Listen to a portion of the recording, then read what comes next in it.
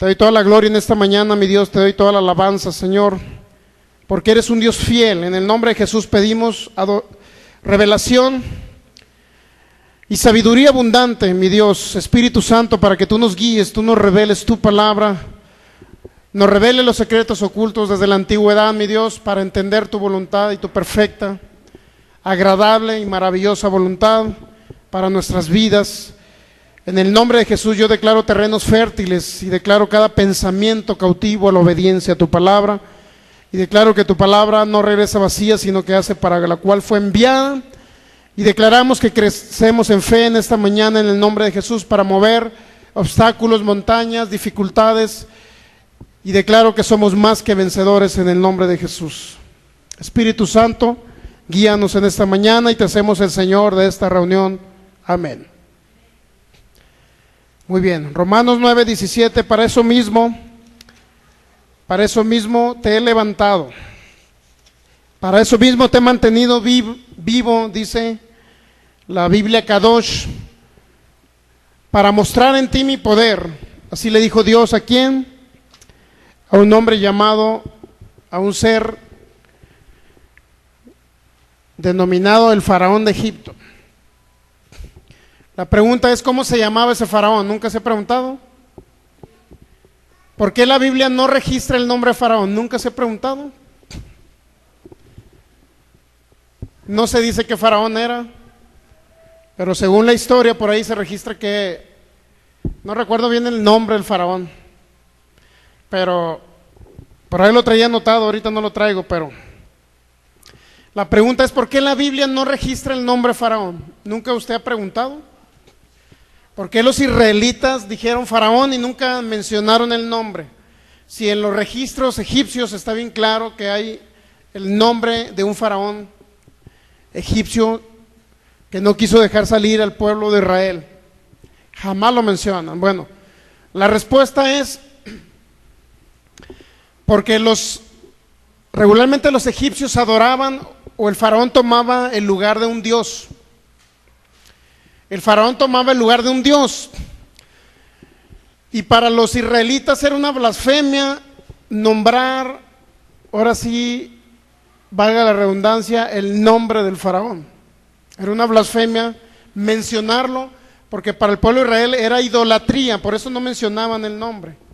Pero sí, en los registros egipcios sí aparece el nombre de este personaje denominado faraón, o que así lo denomina la Biblia. Fíjese, vimos gran parte de las plagas, ¿verdad? ¿Le quedó claro? Que Dios mostró un poder ante faraón, sí les quedó claro, ¿verdad? Vamos a Éxodo capítulo 4. Ya no vamos a ver todo, solamente un pequeño detalle, casi lo repetimos en el disco anterior y el dos anteriores, casi repetimos las plagas. ¿Con qué finalidad? Con la finalidad de que a usted le quede muy claro que Dios no es el culpable de las plagas de Egipto, que Dios, no, el menos culpable es Dios, créalo que el menos culpable es Dios. Éxodo capítulo 4, versículo 21. Y dijo Jehová a Moisés, cuando hayas vuelto a Egipto, mira que hagas delante de Faraón todas las maravillas que he puesto, ¿en dónde? En tu mano, ¿verdad? Entonces, todas las maravillas representan todo su poder, todos los milagros, todas las señales que iba a hacer Dios. Fíjense, Dios iba a hacer todas esas señales iba a hacer ante Faraón. Pero ¿a quién iba a usar Dios? ¿A un hombre llamado qué? Como Moisés. A un hombre llamado Moisés iba a usar Dios para manifestar todas sus maravillas delante de Faraón. Es muy impresionante eso. Entonces, fíjese bien, Dios iba a mostrar señales, maravillas de su poder ante Faraón. ¿Con qué finalidad? Con la finalidad de hacer libre a su pueblo. Fíjense, cuando Dios muestra su poder es para hacer libre a las personas, ¿sí sabía?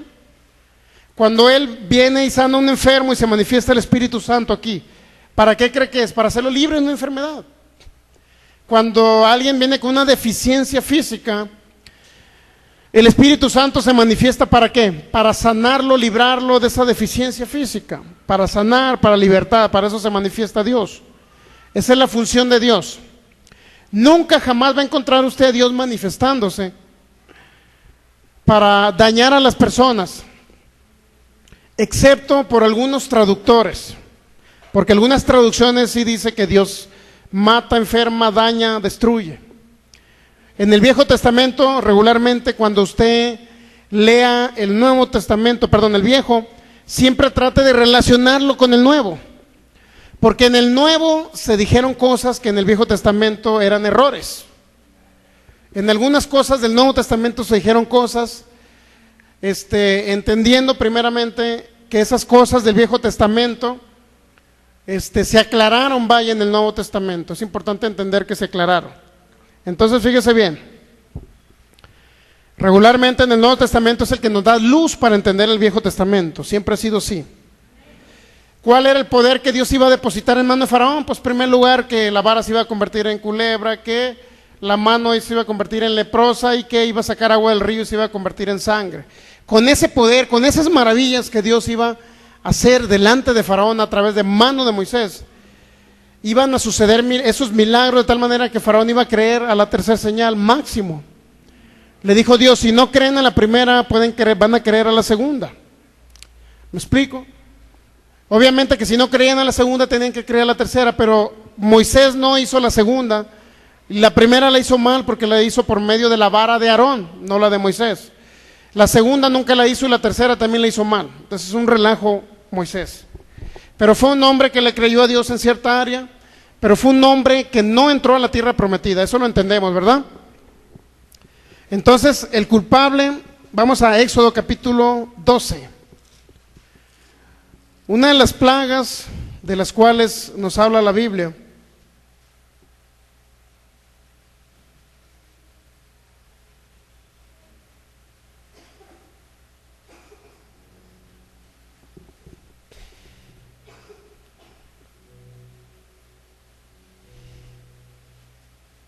fíjense bien, Éxodo capítulo 11, dice así, versículo 1 al 4, Jehová dijo a Moisés, una plaga traeré aún sobre Faraón y sobre Egipto, después de la cual él os dejará ir de aquí y seguramente os echará de aquí del todo. Ya hemos entendido, en primer lugar, que Moisés cometió errores, ¿verdad? Y que muchas de las cosas que dijo Moisés, que decía Dios, no era cierto. ¿Sí o no? ¿Sí lo pudo entender o quiere que veamos un caso? ¿Quiere que veamos un caso? Muy bien, vamos a ver un caso. Fíjense bien. Vamos a ver Éxodo,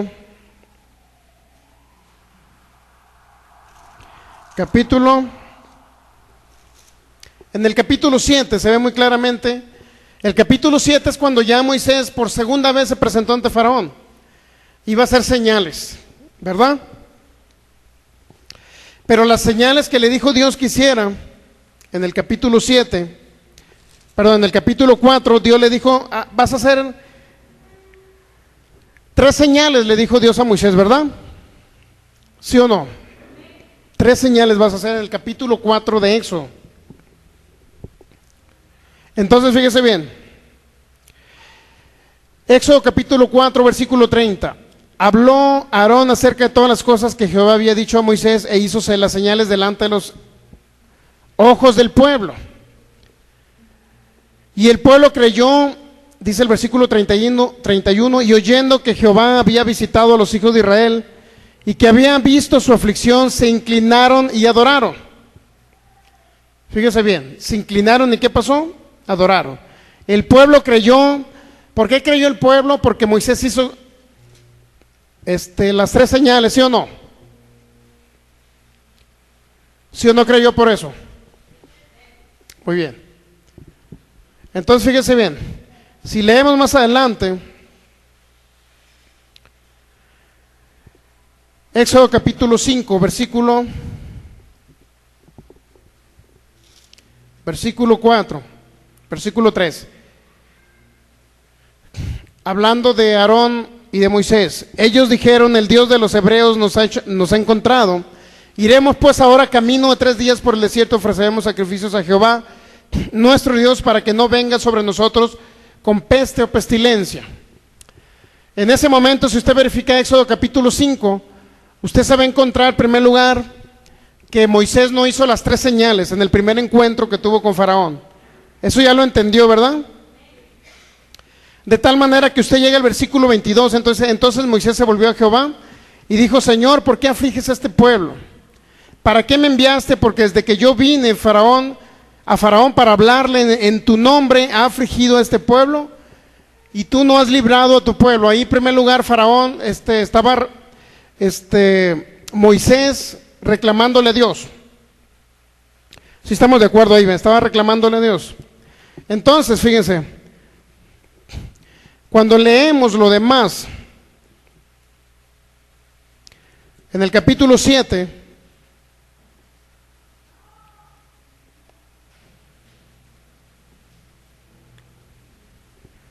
versículo 6, Éxodo capítulo 7, versículo 6, fíjense bien cómo dice: e hizo Moisés y Aarón como Jehová les mandó, así lo hicieron. La pregunta es: ¿quién es la persona que estaba hablando ahí que Moisés hizo como Dios le había dicho?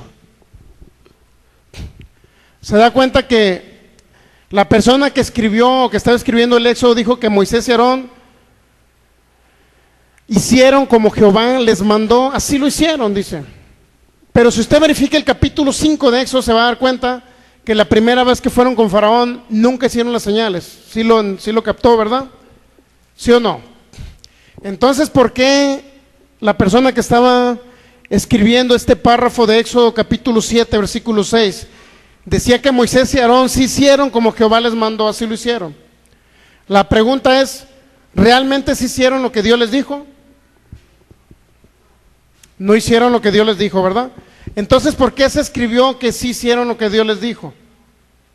No es real eso, ¿verdad?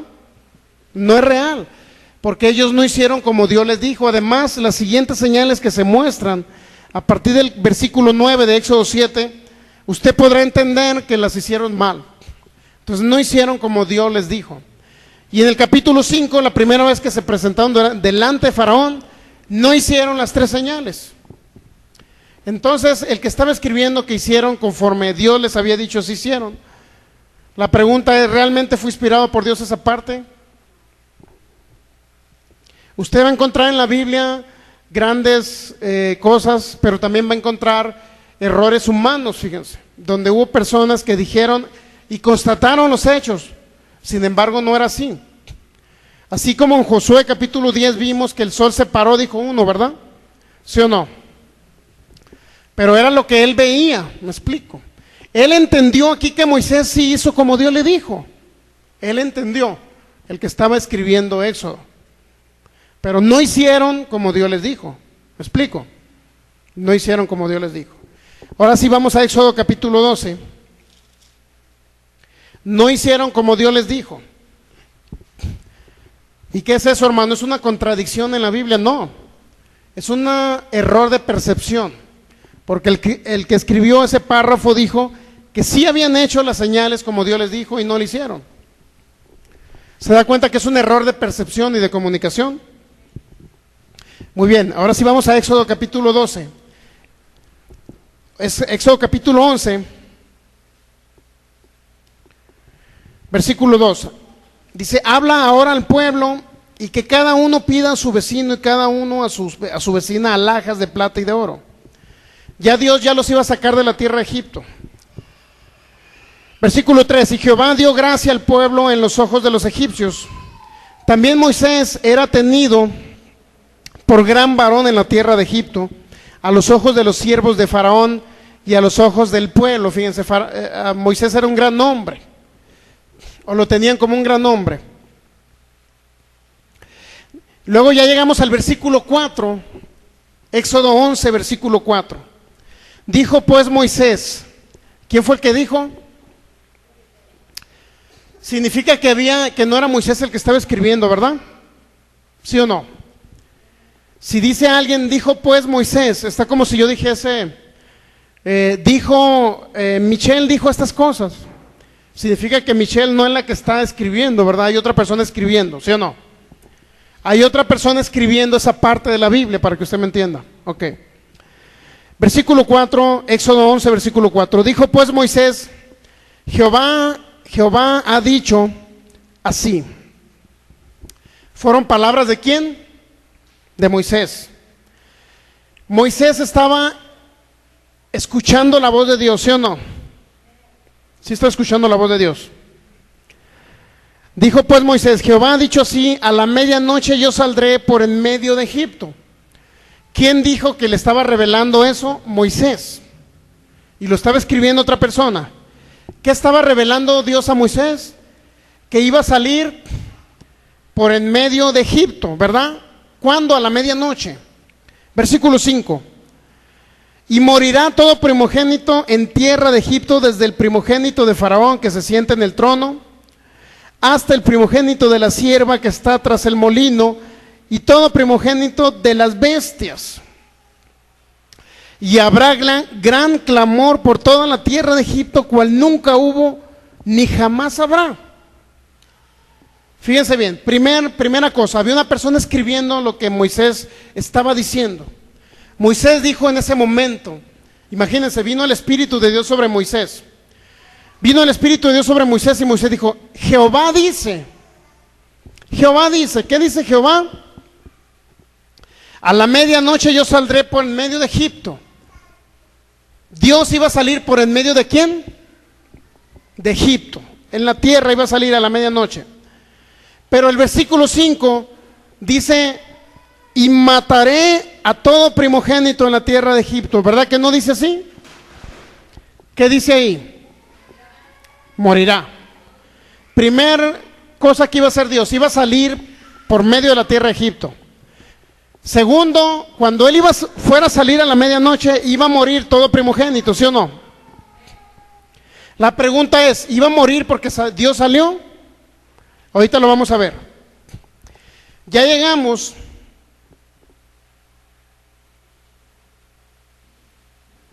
Versículo 7. Pero contra todos los hijos de Israel, desde el hombre hasta la bestia, ni un perro moverá su lengua. Para que sepas que Jehová hace diferencia entre los egipcios y los israelitas. Dios iba a salir a la medianoche en ese día. Y una de las cosas que iba a hacer Dios, en primer lugar, iba a hacer diferencia entre judíos y entre egipcios, iba a hacer diferencia Dios. Esas son las cosas que iba a hacer Dios en esa medianoche. Entonces, fíjese bien.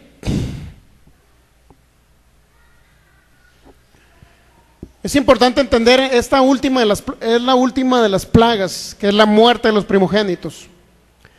Por ahí vimos que científicamente la ciencia demuestra que hubo un temblor en la tierra que salió, no sé si es un líquido o un gas, que combinado con el agua del río permitía que se extendiera por toda la tierra. Y era un gas que no se levantaba más de 1 metro sobre la tierra. Ese gas sucedió como consecuencia de un temblor en la tierra. Se abrió parte del río Nilo. La combinación de ese gas con el agua y con el ambiente se hizo un gas que era como un veneno, un gas mortal. Entonces fíjese bien, ese gas mortal, los primogénitos de los egipcios como privilegio tenían el dormir sobre el suelo, o por lo menos 1 metro sobre el suelo.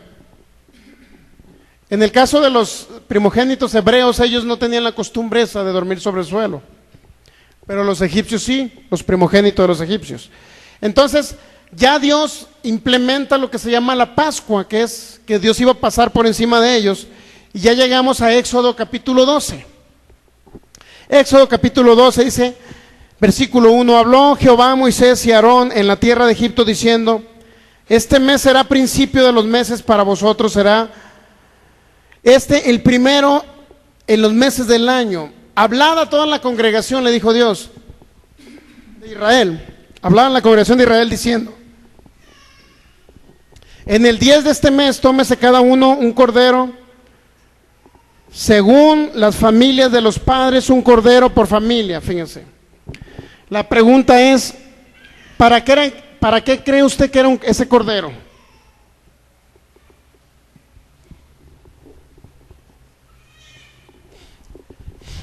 ¿Para qué cree usted que era ese cordero? Bueno, ahorita vamos a ver para qué era. Versículo 4. Mas si la familia fuere pequeña, tan pequeña que no baste para comer el cordero, entonces él y su vecino inmediato a su casa tomarán uno según el número de personas. Conforme al comer de cada hombre haréis la cuenta sobre el cordero. El animal será sin defecto, macho de 1 año, lo tomaréis de las ovejas o de las cabras, y lo guardaréis hasta el día 14 de este mes, y lo inmolará toda la congregación del pueblo de Israel entre las 2 tardes, y tomarán de la sangre y la pondrán en los 2 postes. Fíjense cuál era el objetivo de ese cordero. Ese cordero representa a Jesucristo. Ese cordero representaba a un cordero llamado Jesucristo que iba a derramar su sangre. ¿Para qué cree que fue el derramamiento de sangre de Jesús? Fue para liberarlo a usted del poder de las tinieblas. ¿Sí sabía? Fíjense, vamos a Colosenses capítulo. Esto fue lo que hizo el cordero Jesucristo, fíjense. Colosenses capítulo 1, versículo 13. Dice así: el cual, fíjense, hablando de Jesús, el cual nos ha librado ¿de qué? De la potestad o del poder de las tinieblas, fíjense. ¿Para qué nos ha librado del poder de las tinieblas? Y nos ha trasladado ¿qué? Al reino de su amado Hijo, el cual nos ha librado de la potestad ¿de qué? Y nos ha trasladado a un reino llamado el reino de Jesús, en quien tenemos redención. ¿Por qué tenemos redención? Redención, redimir, viene de redimir, redención. Redención significa comprar o pagar el precio. Eso significa redención. Redención viene de redimir, y redimir significa pagar el precio.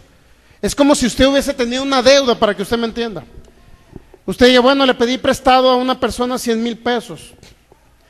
Entonces es como si Cristo viniera y vaya con la otra persona y diga, mira, aquí está el cheque de 100,000 pesos. Ya el que te pidió prestado no te debe nada. Es lo mismo, redención. Teníamos una deuda, por decirlo así, porque éramos muertos espirituales. Nuestro espíritu estaba lleno de pecado. Si hubiésemos muerto antes de venir a este lugar, antes de que usted hubiera recibido a Cristo en su corazón, lo hubiera recibido en su casa. Si usted hubiese muerto, fíjese, antes de recibir a Jesús, hubiese sido un muerto espiritual y directamente se hubiera ido al Hades, Seol o infierno. Para allá íbamos directo como muertos espirituales. Pero usted se preguntará, pero yo no he hecho ningún daño a nadie, me he portado bien, no tomo, no fumo, no le pego a mi esposa ni le pego a mi esposo, etcétera. ¿Por qué me tengo que ir al infierno? Pero no se va a ir usted por sus obras, buenas obras. Se iba a ir al cielo. Por sus buenas obras no se iba a ir al cielo. Se iba a ir al cielo por recibir a Jesús. Tampoco por sus malas obras se iba a ir al infierno. Se iba a ir al infierno porque era un muerto espiritual. ¿Me explico? Porque era un muerto espiritual. Ahora bien, dice ese texto bíblico, el cual nos ha librado de la potestad de las tinieblas. Fíjense. ¿Qué hizo Dios? Nos libró del poder de las tinieblas, es decir, del poder del diablo. ¿Sí sabía que nos libró Dios? Eso significa tinieblas, del poder del diablo. Pero no nada más nos libró del poder del diablo, sino que nos trasladó al reino de Jesucristo, en el cual, fíjense, en quien tenemos, dice el 14, redención. ¿Qué significa redención? Que Él pagó el precio. Tenemos redención, ¿por qué? Por su sangre tenemos el perdón de pecados, fíjense. Es decir, Jesucristo nos perdonó todos los pecados. Es lo que hizo Jesucristo. Nos quitó la naturaleza de pecado. ¿Me explico? Se da cuenta que eso es lo que hizo Dios por medio de la sangre de un cordero. ¿Lo está captando? Ahora vamos a Éxodo 12. Si Dios en el Nuevo Testamento Hizo eso por medio de un cordero llamado Jesús, por medio de su sangre. Él nos quitó el pecado del mundo, el pecado que teníamos nosotros como parte del mundo. Como muertos espirituales nos quitó la naturaleza de pecado. Entonces cuando llegamos a Éxodo 12, dice el versículo 5, el animal será sin defecto, macho de 1 año, lo tomaréis de las ovejas o de las cabras. Eso representa a Jesucristo, que iba a ser sin defecto. Lo guardaréis hasta el día 14 de este mes y lo inmolará toda la congregación del pueblo de Israel entre las dos tardes, es decir, lo iba a sacrificar.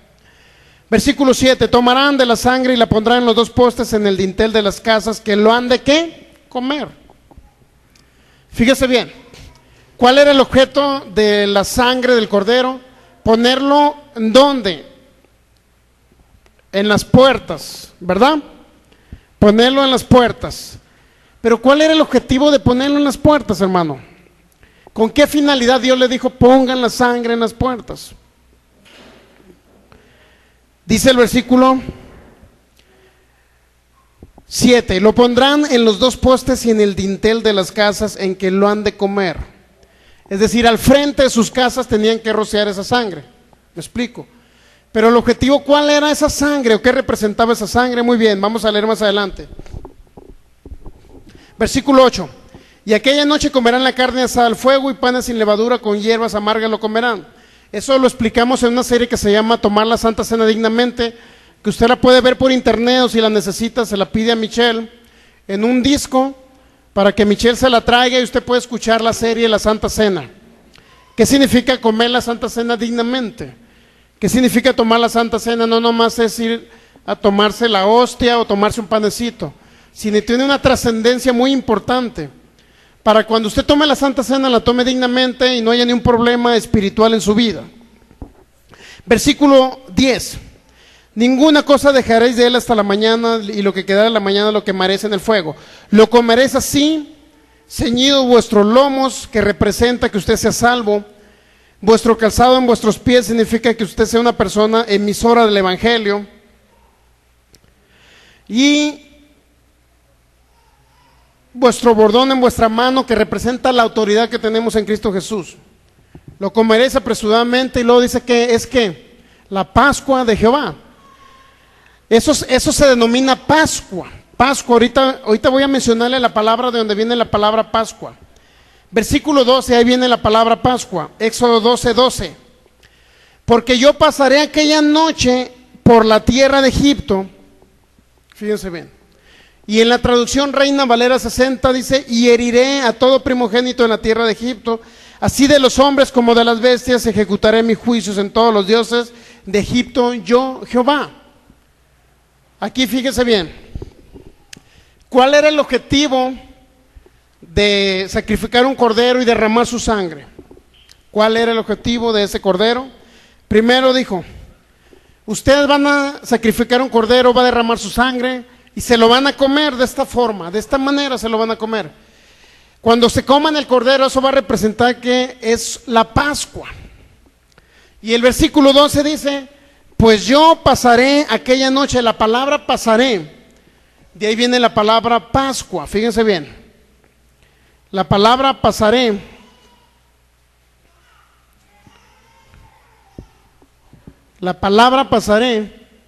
déjenme ver si la traigo por aquí anotada. Es la palabra hebrea abar, que significa pasar de largo, dejar pasar o pasar por alto o alejar algo de. Fíjense bien cuál es el objetivo de pasar. Dijo Dios, pues yo pasaré aquella noche. ¿Qué iba a hacer Dios? Iba a pasar aquella noche, ¿verdad? Pero la palabra pasar aquella noche, o la palabra pasar, es la palabra de donde viene la palabra Pascua. ¿Qué significa la palabra Pascua, hermano? Significa pasar de largo. También la palabra Pascua significa dejar pasar. También la palabra Pascua significa pasar por alto, pasar de largo, dejar pasar, pero también significa alejar algo de. ¿Cuál era la finalidad de Dios aquella noche ir a la tierra de Egipto? Dice el capítulo 11 que leímos hace ratito, En primer lugar, que Dios en esa medianoche iba a salir sobre el pueblo, ¿verdad?, de Egipto. Y la finalidad principal es que iba a salir al pueblo de Egipto, pero iba a morir todo primogénito de los egipcios. Eso lo dijo Dios, ¿verdad? De tal manera que le dijo a Israel: bueno, Israel, para que no mueran de tus primogénitos, tú vas a efectuar algo muy importante. ¿Qué vas a hacer, Israel? Vas a sacrificar un cordero y su sangre la vas a derramar en los postes y en los dinteles de las puertas de las casas. Ok, en los dinteles de las casas. Pero cuando tú ya hagas ese procedimiento, Israel, cuando tú ya tengas el cordero, ya lo hayas sacrificado, ya la sangre le hayas derramado sobre las casas, entonces, hasta entonces yo voy a pasar aquella noche. ¿Pero qué significa pasar? Significa que una de las traducciones dice que iba a alejar algo de, eso iba a ser Dios. O iba a pasar por alto, o iba a pasar de largo.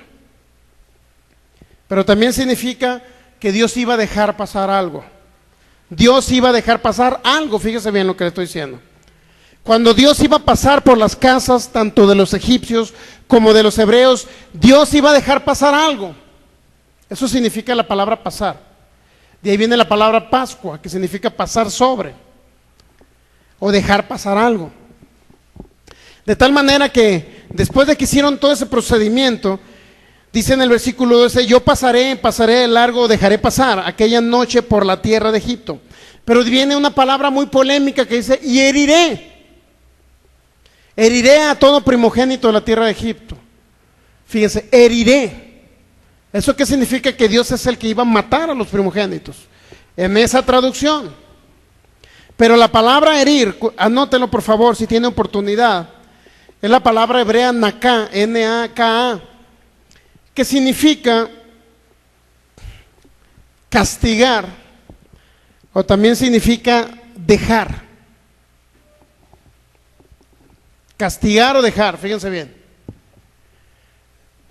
Si usted toma esas acepciones de traducción y dice: yo pasaré aquella noche por la tierra de Egipto y castigaré a todo primogénito de los egipcios. Yo pasaré aquella noche por la tierra de Egipto y dejaré a todo primogénito de los egipcios. Dejaré. De tal manera, fíjese, que cuando llegamos al versículo 13, dice: y la sangre, fíjense bien en lo que simbolizaba la sangre. La sangre os será por señal en las casas donde vosotros estéis. ¿Qué iba a ser la sangre? ¿Iba a ser qué? Señal. Señal en las casas donde vosotros iban a estar, dijo. ¿Qué iba a ser la sangre? Iba a ser una señal, ¿verdad?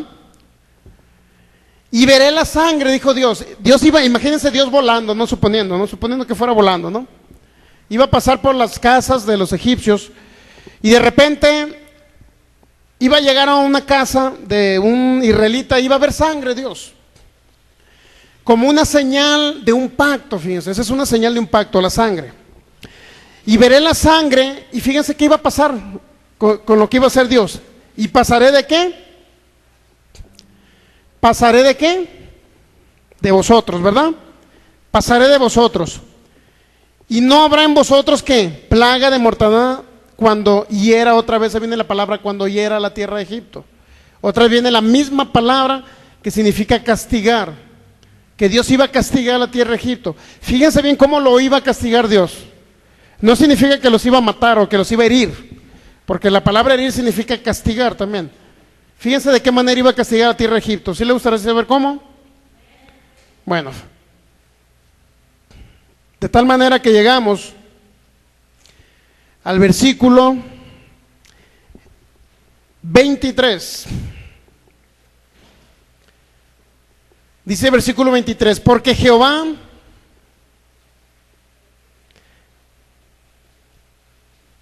bueno, vamos a leer el 22. Dice, y tomad un manojo de hisopo y mojadlo en la sangre que estará en un lebrillo y untad el dintel y los dos postes con la sangre que estará en el lebrillo, y ninguno de vosotros salga de las puertas de su casa hasta la mañana. Ya llegamos al versículo 23, porque Jehová pasará ¿qué? Hiriendo. Nuevamente dice la traducción Reina Valera, pero si usted lo verifica en una Biblia que se llama la Biblia según Martín Nieto, así se llama, Santa Biblia de Martín Nieto, cuando tenga oportunidad verifíquela. ¿Dónde la encuentro? Me va a preguntar usted, bueno, tenemos un software bíblico, si tiene acceso a, si usted tiene una computadora o algo así, usted puede verificar esa traducción. Santa Biblia según Martín Nieto dice, pasará Yahvé por Egipto para castigarle, no dice para herirle, fíjese. Hay una gran diferencia entre castigar y herir, porque el castigo puede ser de diferentes maneras. ¿Cuántos saben? La palabra castigo puede ser, bueno, usted va a castigar a un hijo de usted, ¿cómo lo castiga? Lo voy a dejar que encerrado ahí en su casa durante 2 días para que no vea televisión, un ejemplo, ¿no?